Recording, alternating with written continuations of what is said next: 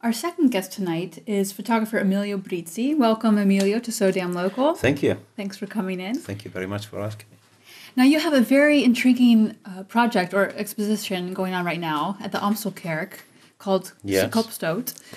But before we go into that, because I love the concept and what it represents, can you just tell us a little bit about your photography business, how long you've been in Amsterdam? Sure. Yes, I'm originally from Italy. I've been in Amsterdam since 1988, and I've been busy with commercial photography for all the 90s, really.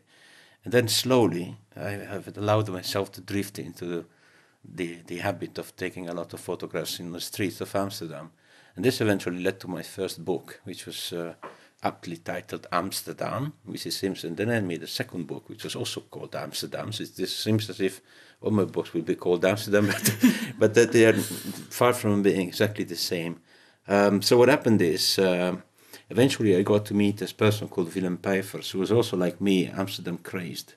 And we both come from different places, but we've chosen and won the right to be here, I guess, by sheer will, and found a place to stay and decided to make our lives here and developed an interest in the tiny details that make this city so special. It's more like somebody would look at the history of the city and find out about the backgrounds from a literary point of view. And I'm more like a visual person who would be attracted to the tiniest detail, and rather than wonder endlessly about how it came to be, I just am fascinated by the idea of recording it on film, which I believe is what photographers do. We produce documents. We are not necessarily, I think, charged with providing the interpretation of what we see. Mm-hmm. And in so doing, I think we have a higher and better moral standing than if we were to shape our medium to prove points that we've decided beforehand. So very much into this documentary spirit, Willem and I have embarked in this exploration of a phenomenon, which is the Amsterdam Café.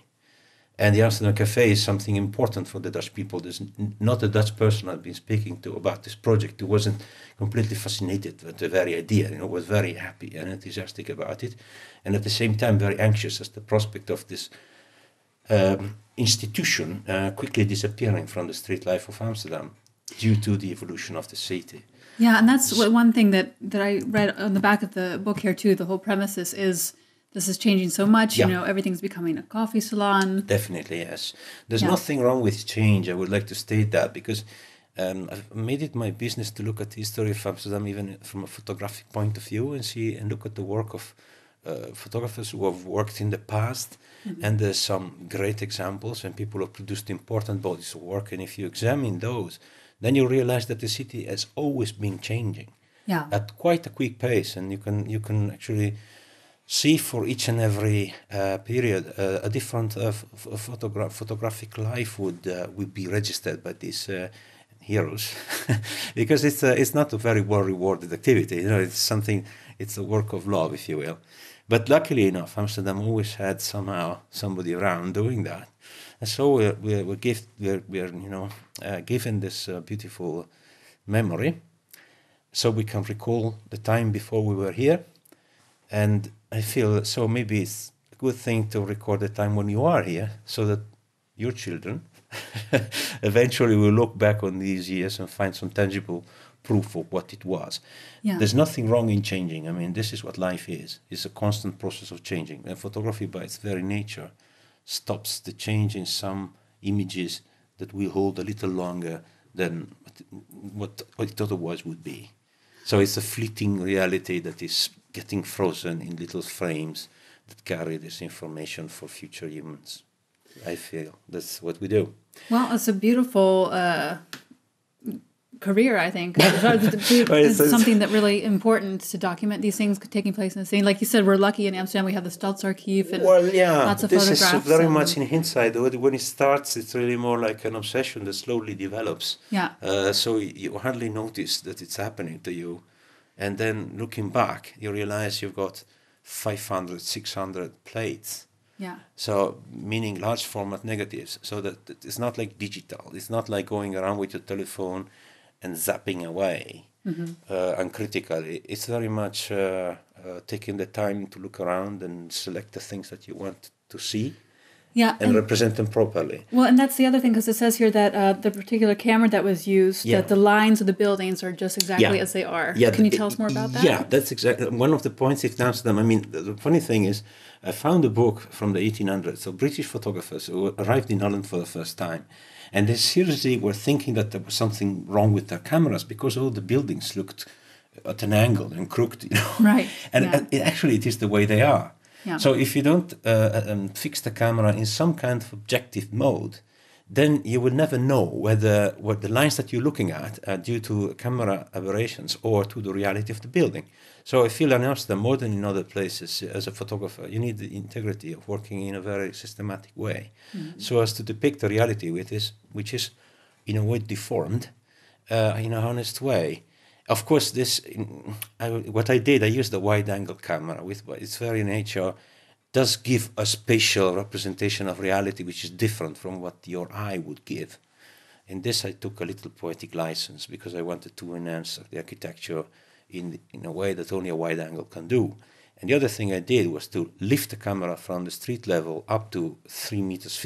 I don't know how tall is that in feet, but that 3.50 meters is higher than most ceilings. I think this is probably where we are at now is 3.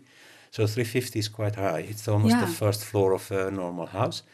And in so doing, you get another perspective, which you don't normally experience. And in so doing, I hope to attract the attention to other parts of the building which are higher, the higher floor, the top floors, the rooftops, which I feel carry a lot of poetry in Amsterdam and are often forgotten while you're looking at the shop windows. Can you tell us more about how you did that? So, in just the project in general, so it was a particular time of day, and how often do you go out to shoot these cafes? Yeah, well, what I usually, and I need to do in these cases, is avoid the direct sunlight.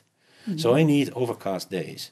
But not there's rainy. A lot of those. Yeah, there's a lot of those, unfortunately, but not as many as you would wish when you find the time to go do this. Yeah. But what I wanted to do was show the presence of these old institutions in a modern city in a classic photographic style and still carrying the signs of the modern times. So you will see the occasional modern bicycle or whatever, and at the same time the eternal humanity. My mother and a child that were photographed now could have been 50 years ago, could have been 200 years ago, will still be the same emotion connecting them. Yeah. Still the same gestures. And those I feel are very endearing. Yeah. And this is one of the things I like about Amsterdam street life. It's got a village quality to it. People are still having dinner on the street on tiny tables that they put out and children play in the streets, you know. And I think that's the great thing about this project too. And there are 50 traditional cafes in Amsterdam Centrum, of which 3 have since closed down. Yes, actually, we have limited our activities to the Centrum, and we expected to find more than 50, at least 50. And actually, we're hard put to find 50 left in a situation in which there were many more. And what happens is, due to economical circumstances, just the exploitation of a cafe is not rewarding enough from a financial point of view for it to exist much longer, especially when a landlord, maybe the building is sold to a new landlord and they really want to make the most of it. Yeah. So they kind of go through a process of first emptying the place and making new foundations, whatever, and then the prices need to go up 2-3 times. That's not something that a traditional cafe can afford. No. And those cafes that are still existing, sometimes the landlord is also the owner of the cafe. So they keep it for some personal reason, you know. Right. And traditional cafes is meant to be for regular clients who live in the neighborhood, who come spend their evenings, play pool, you know.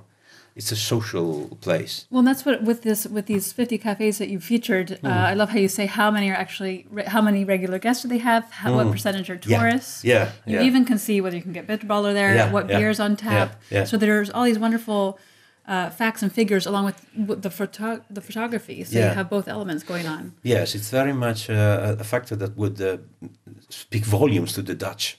Experts. Yeah. But I believe that experts should explore this world. Can you tell us more about Kopstoot, the name? Kopstoot, yes, the name is a very Amsterdam concept. Kopstoot means being hit on the head with something, strong. It refers to an order, specifically one beer and one tiny glass of Geneva, and they would be ordered at the same time together. So in so doing, older people would traditionally drink a bit of the beer and eventually pour some of the Geneva into the beer and drink the mix. While younger people are more likely to go in on an empty stomach and just, sink the two and achieve the the copstones, yes, the headbutt that they were out to get, yes, yeah. And you have two glasses as the Of course, you would have a larger and a tiny glass. So you will see on the cover of the book, the graphic designer made the choice of, using the how do you call it? Like the rings that the glasses leave on the counter. Yeah. As the two, the big and the large one and the tiny one next to one another, as a symbol of typical Kopstoot, how it would be served. And also, people that are in town or just moved here or have been here for a long time, make sure you come by the Amstelkerk, right by Café Nel. You have an exhibition going on the whole month of November on weekdays from 9 to 5, closed on Saturday and Sunday. Yeah. I read that you can ring the doorbell or not? Well, you must during the working day. What happens is the Amsterdam-crazy is actually the head office of a company called SDL. And what SDL does, it's a real estate developer, but they only focus on monumental buildings or in poor conditions, and they fix them up and give them a second life, if you will. And so the Amsterdam-crazy was one of the first most important landmark projects, if you will, because the building is completely made of wood. And so it was in very, very, very poor state a few years back. And quite recently, they've had an exhibition of photographs before and after their intervention. And if you saw the photographs of the situation the Amsterdam-crazy was at, before they came in, it's terrible. It was almost gone. Yeah. So it goes to show that they're doing some good work when it comes to the conservation of some very important buildings. It goes to show, but at the same time, it is an operational head office. So if you are allowed to have an exhibition, and I believe during exceptionally, they also have some religious services in the middle area. It's a square. But of course, when it comes to visiting hours, they don't keep staff to allow visitors in outside office hours. Okay. And due to safety reasons, they want you to ring the bell. Okay. So that they would keep track of who's coming in and to do what. The viewers know. Not only do they get to see a beautiful space, but also your photo exhibit.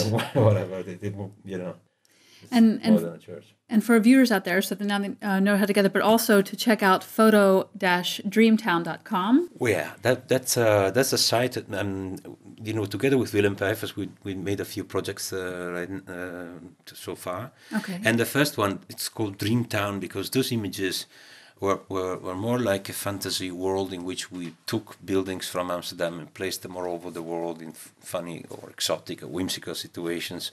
I remember that exhibit. So that's how it came to be called. And we had an exhibition with that on the Open Bar Bibliotheek, Central Library.